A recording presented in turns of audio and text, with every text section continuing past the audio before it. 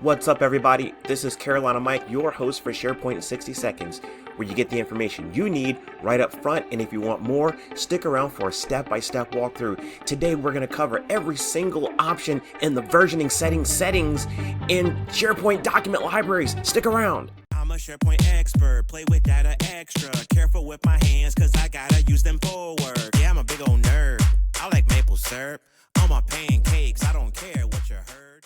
All right, first and foremost, thank you so much for the support. We're almost at 4,000 followers. If you find something valuable here today, please hit that like, subscribe, bell notification so you can know when new stuff comes out. Let's get that timer rolling. Okay, first thing we're going to do is we're going to go to that gear icon. We're going to go to library settings. We're going to go to more library settings. We're going to go in here and we're going to go to the versioning settings right there. We're going to take a look. Each one of these are going to do something different. So we got content approval. You can make people have to approve it. Otherwise, it'll be a draft.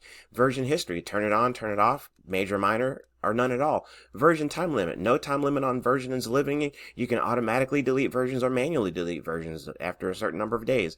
Version count limit. How many versions do you want to be able to keep? Do you want to keep a certain number of major version drafts? Then you can do that here. Maybe you want to set item security so that if you have drafts, people can't see them if they're not like a member of the site. You can do that here. And you can also require people to check stuff out so that nobody can make edits while one person is making edits in a particular file. Boom. Those are all the options, and we're going to actually slow it down a little bit and talk about each one and what they do, and then you can figure out which switches you want to flip.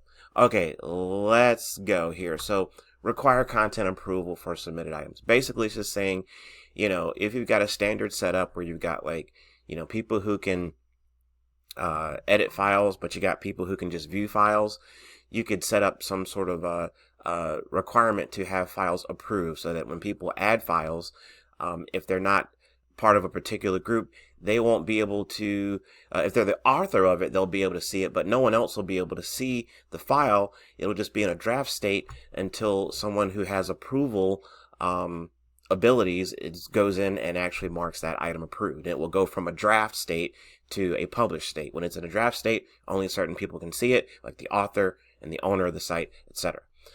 Version history. You could say no versioning at all. Versioning basically is just every time you make a change, SharePoint saves a copy in the background. So, but if you don't want that, then you can turn it off. If you want to have major versions is just everything's major. Someone uploads a file. Let's say there's no content approval, then it's just a major 1.0 version. Everybody can see it who has at least read access. Or you can say create major, minor. And that's part of this whole require content approval.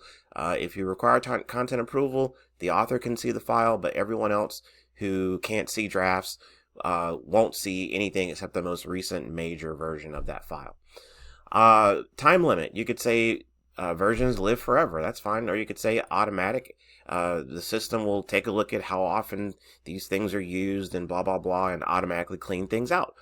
Or you could say, you know what, after so many days, I want you to delete versions.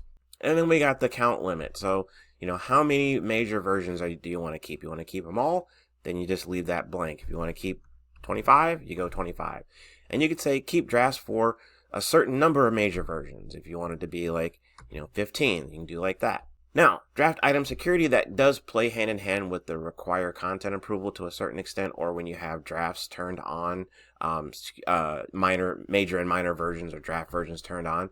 And so because we have drafts on, which is minor versions, major and minor versions, we could say, okay, well, who can see those minor versions, those drafts? Anybody who can read items, or just people who can make changes to files? And then if you have this require content approval on, then this one would open up so it says only users who can approve items. And then finally, the good old require checkout.